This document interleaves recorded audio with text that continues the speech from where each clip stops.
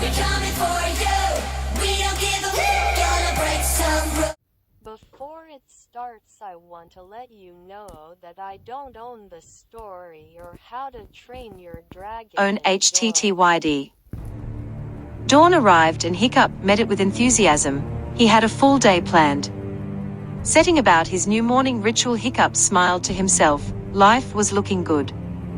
By the time Hiccup needed to head out, he had already produced another 4 loaves of bread, and he would have made more, but he ran out of flour. After killing 3 hours by baking bread, training, and goofing off, he headed for the door after grabbing some bread. Munching on a chunk while making his way into the village, Hiccup was surprised with the smiles and slightly more pleasant greetings he received. The men from yesterday had spread the word of Hiccup's good work, and people took this as a good sign. The only greeting that did not change was from Mr. Thorson, who always greeted him kindly, even if it was sometimes rushed, say, after a gronkle had launched him 30 feet into the air, and he lands on top of you. Hiccup took the familiar left path to reach the kill ring, and met with Gobber, who was in a cheery mood. Got some bad news for you. Got nothing for you to do, Gobber stated with a smile. Zippleback doesn't need any distractions, but your grandmother has offered to keep you entertained. He pointed to where Hydrun was standing. She was waving at Hiccup. Just watch the trainees and offer your opinion to her, and don't take favorites. He gave Hiccup a knowing look. Hiccup blushed slightly, but made his way over to his grandmother. When Hiccup arrived, she gave him a warm smile. Hello Hiccup, it's nice to have someone watch this with me. She turned back to look at the kill ring. The trainees had arrived and Gobber was explaining the tactics used with them, as well as the dragon's weakness to water. So who is your favorite? Hydrun asked, the corners of her mouth twisting upward. Hiccup bit his tongue. Reminding himself not to take favorites, he decided he would sum up what he had seen over the past 2 days. Well, the twins like to fight each other more than the dragons. Fishlegs knows a lot about each species, but forgets he is fighting them, not giving a lecture. Hydrun chuckled lightly at this, and Hiccup smiled before he continued. Snotlout spends more time either trying to impress, or just hitting on Astrid than fighting the dragons. Hiccup sighed. Astrid would be my pick. She was able to defeat the Natter yesterday, and was the last in the ring with the Gronkle. Hiccup finished, trying to think of anything to add to his descriptions. Hydrun turned and gently patted Hiccup on the arm. That was a good summary. You broke it down instead of just stating your pick. Shows less bias. She turned back and gave up trying to peer into the cloud of gas the Zibbleback had released. Little Bird told me you and Astrid have taken a liking to each other, Hydrun said, nonchalantly, and Hiccup blushed before stuttering a response. Well, I wouldn't say that. I mean, we have been sparring together, nothing more, Hiccup replied before becoming distracted by a low-flying seagull. Beside him, Hydrun couldn't help but chuckle. Well, you know what us Vikings say, first comes sparring, then comes. Gobber's voice cut her off and brought their attention back to the kill ring. Fishlegs, Gobber's shout was slightly frantic, as in the ring below the Zippleback had the large boy cornered. The dragon darted forward, tripping Fishlegs and knocking the bucket of water he was holding onto the ground. The right head opened its mouth and spewed out gas, and everyone knew what would happen next. From the other side of the ring, Astrid grabbed one of the spare buckets of water while the dragon still remained oblivious to her. The Zippleback brought its left head down, creating sparks as it went, but none of them caught the flammable gas on fire yet. Astrid ran up the left side, and as the beast's sparking mouth neared the cloud of gas, she lobbed the bucket of water down the front of its head, soaking it and preventing it from igniting the gas. The dragon growled and turned its left head to see who would dare do this. Astrid took this chance to bash the side of the bucket into the Zippleback's skull. The bucket shattered and the left head collapsed with a thud. The right tried to snap down onto its attacker, but Astrid sidestepped it, and the head connected with the stone floor. Astrid preformed a donkey kick, and the whole dragon dropped unconscious. The trainees were all speechless, But Hiccup's joy-filled whoop snapped them out of it, and soon Astrid was surrounded by the others congratulating her on her fast thinking.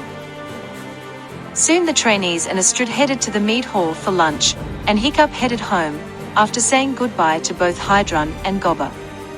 Hiccup planned on visiting the dragon, after sparring with Astrid, so he made a mental note of what he wanted to bring, his notebook, and some fish. One fish would make a nice snack, but Hiccup had no idea how hungry the dragon was, so he decided he would get a basket from the docks. Hoping the dragon would eat its fill on the fish, and not eat Hiccup as the main course. Hiccup spent most of his time in his room doodling random things, himself on top of the dragon in flight, some with Astrid sitting comfortably behind him, as they would soar through the clouds, others of simply Astrid. Getting carried away, he failed to hear the knock on the door, and then the same door opening. It was only the stomp of boots on his stairs, and the sound of Astrid calling his name that snapped it out of it. "Hiccup, are you up here?" Hiccup looked behind him to see Astrid's blonde hair crest the top of the stairs, and he quickly started shoving all the pages into the desk. Hi Astrid, 1 minute just, yeah, let me get my things." The cover didn't work. Astrid narrowed her eyes, but shrugged it off. Hiccup got up and shooed her downstairs. He grabbed his weapons and they were out the door. They took the same route as before and started to idly talk about the dragon ring. When they reached the bridge, Astrid looked over to Hiccup. "So what were you shoving into your desk?" She smiled as Hiccup turned a bright red. Nothing. I wasn't putting anything in my desk. Certainly not sketches of anyone you know."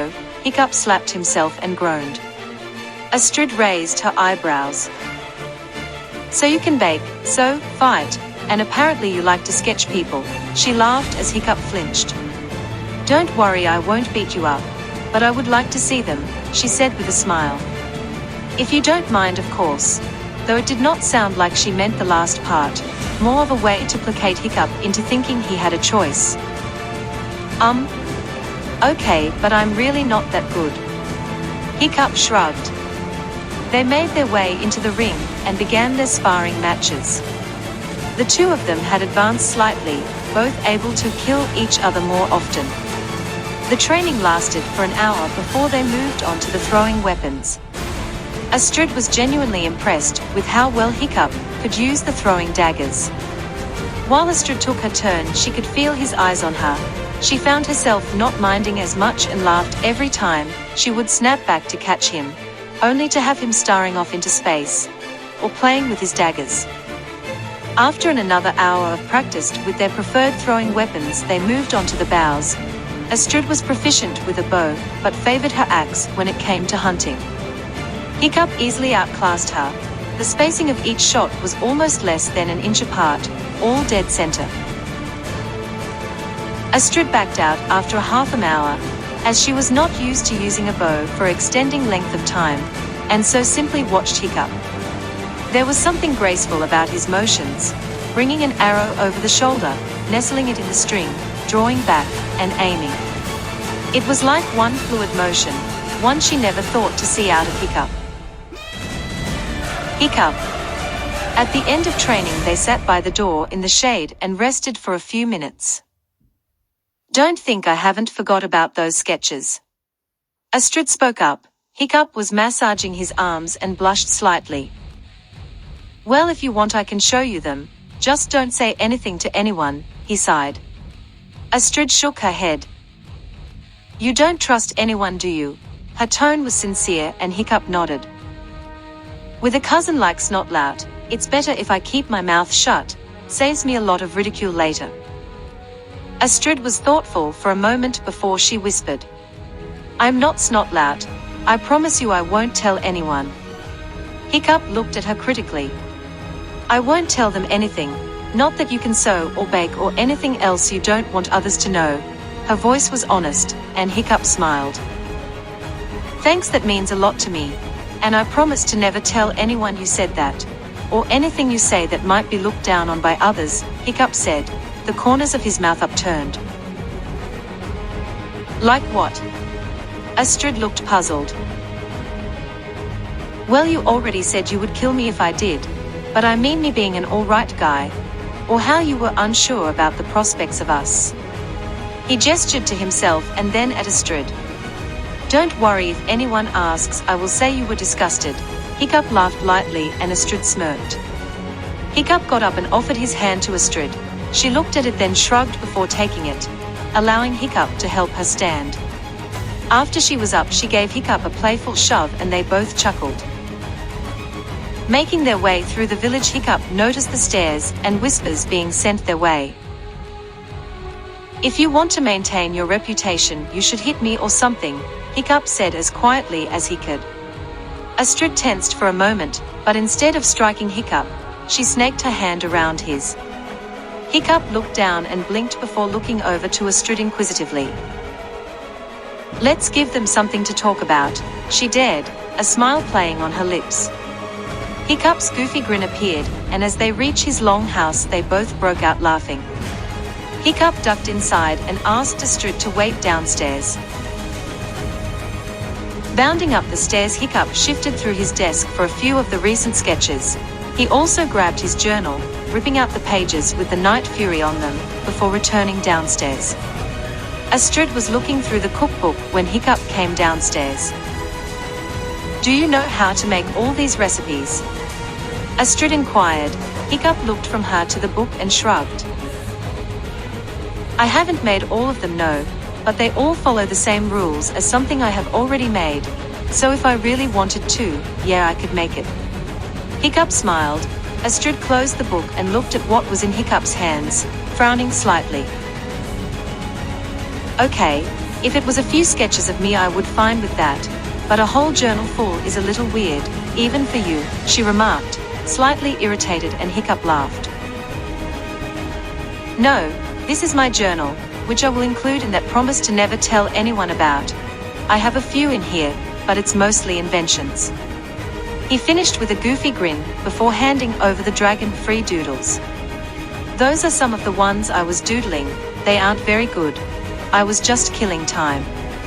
Astrid took the pages and started to look through them.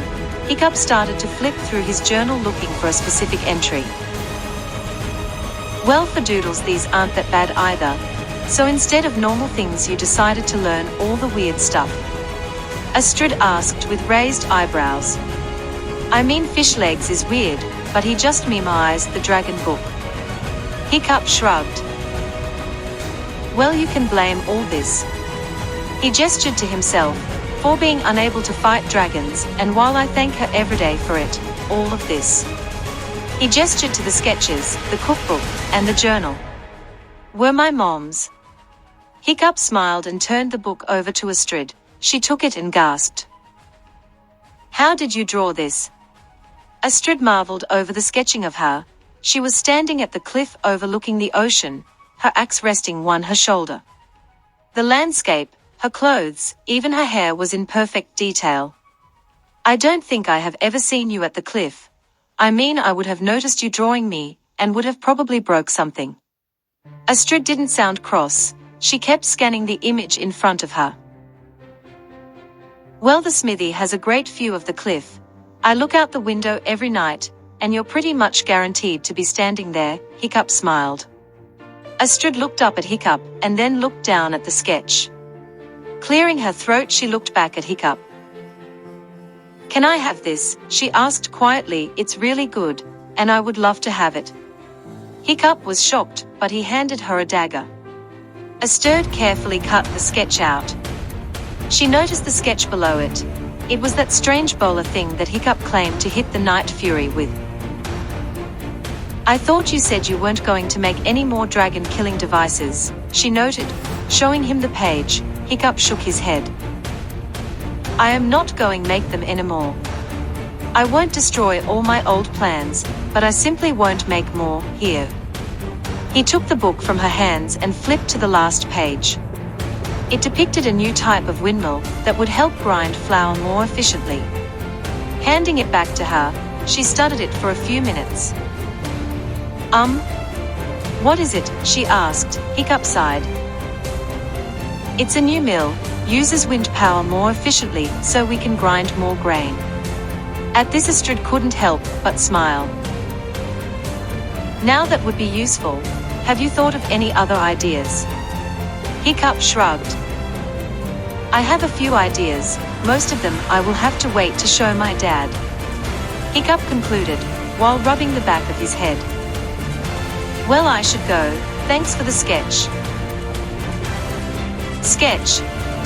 I'll see you tomorrow, Hiccup. Astrid smiled and walked to the door. She turned back and waved, and Hiccup returned the gesture, adding his own goofy grin. With Astrid gone and only a few hours of daylight left, Hiccup remembered his plan to see the dragon, so waited for 10 minutes before checking the front door. With no one in sight, he made his way to the docks and was able to sneak away a whole basket of fish. He was unsure of what the dragon liked, so he grabbed some cod, salmon and a whole smoked eel, which Hiccup found repulsive. He made a quick trip home to grab a fresh journal and some writing utensils. Making his way out the back door, he bumped the frame with his hip and felt the cold steel of a dagger. Thinking for a moment, he decided to leave the dagger behind. If the dragon wanted to kill him, he could, and the dagger might just anger the beast. After a 20-minute walk through the forest, Hiccup found the right crevice, and instead of traveling through it, he started to look for some path he could use to enter. Halfway around the cove, there was a small path down.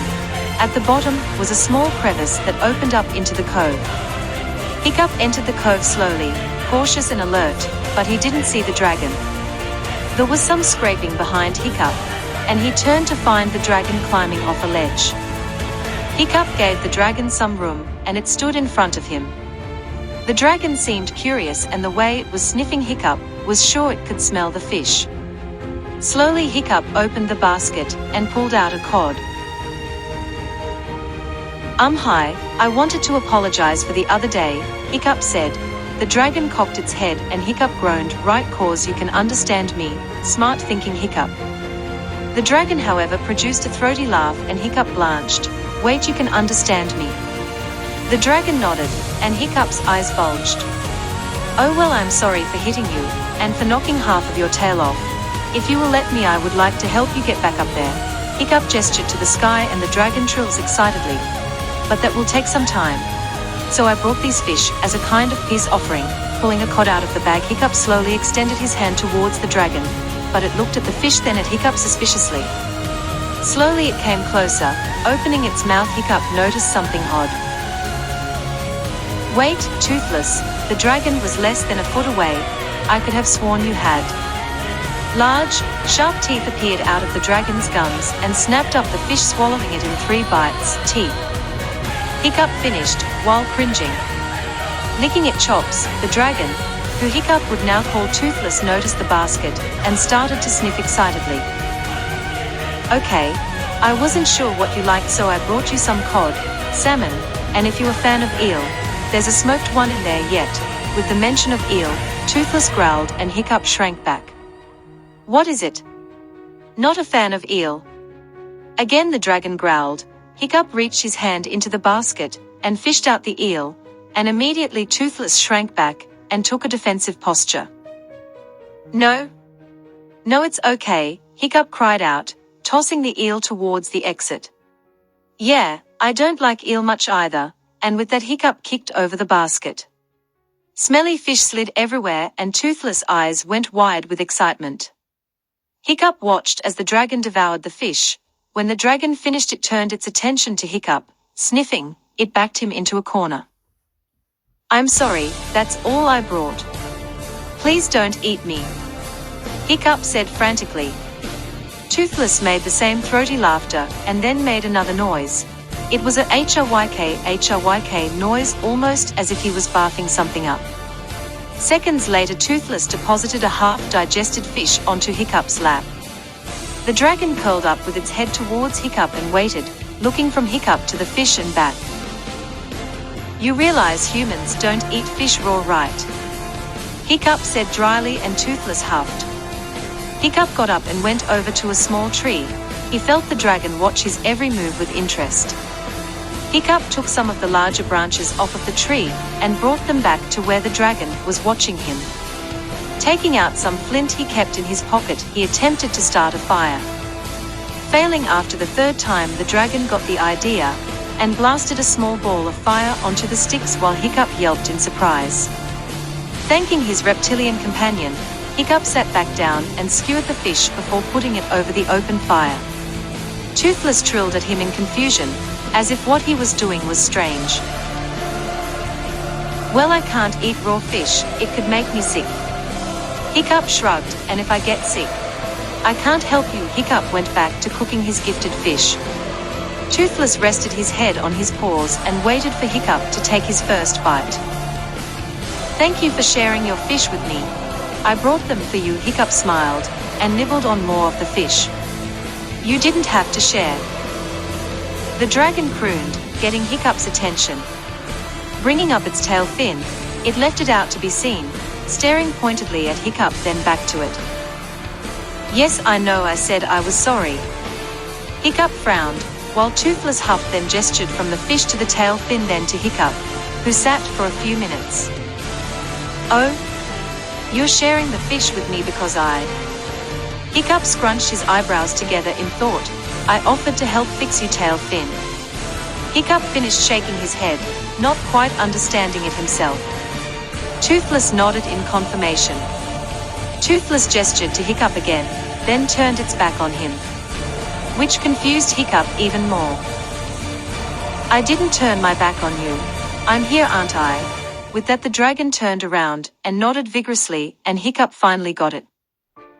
Oh, you're thanking me for offering to help, when I could have ignored you. Hiccup's face fell, and let you die. Toothless crooned softly. Hiccup looked at the dragon, and smiled. It was nice to meet you, Toothless. And don't worry, I will help you get back to the sky. It's the least I can do for crippling you. Hiccup stood up and grabbed the basket. I will be back tomorrow with a new fin. It will take some adjustments and getting used to though. Waving, Hiccup jogged to the exit, picking up the offending eel. Tomorrow would be perfect. He would have most of the day off and could return in the evening. The changes have happened. They will keep going, and that's all I have to say about that. Please let me know what you think.